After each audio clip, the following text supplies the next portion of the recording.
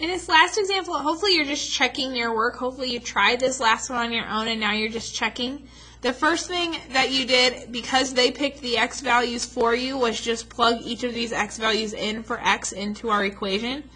So we have -5 minus 4, -2 minus 4, 0 minus 4, and 5 minus 4. Now, in order to do all the negative math, I'm just going to use my calculator. -4 minus 4 is equal to -9. -2 minus 4 is equal to -6. 0 minus 4 is equal to -4. And 5 minus 1 is equal to 4. Then when we write our ordered pairs, we're going to write them inside parentheses with a comma, the x value first, then the y in alphabetical order. So when x was -5, y was -9. When x was -2, y equals -6. When x was 0, y was -4. And when x was 5, y was 4.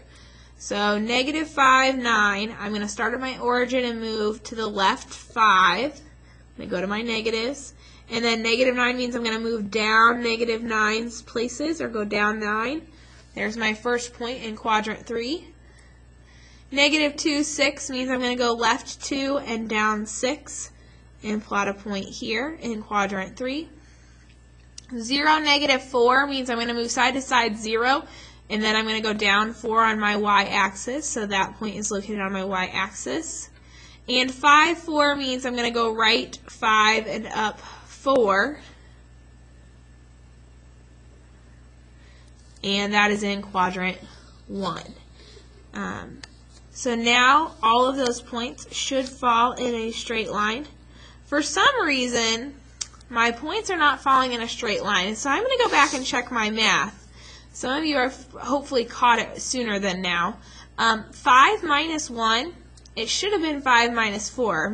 I got a little ahead of myself here. And 5 minus 4 is actually 1. And so then my ordered pair, instead of being 5, 4, should have been 5, 1. So let's plot 5, 1. I go right 5 and up 1. Now all of a sudden I'm noticing that point's going to fall on my line. So if you ever have a point that's not falling on your line, go back and check your math in your table. See if you can find your mistake. Again, hopefully you were finding my mistake sooner and you weren't taking my word for it. You were stopping and saying, I don't think that's right, and you were waiting it out. So hopefully your graph looks like this. It has arrows on the end all the way out to the white space. And we've got 4 points, 2 of them in quadrant 3, 1 of them on the y-axis, and 1 of them in quadrant 1.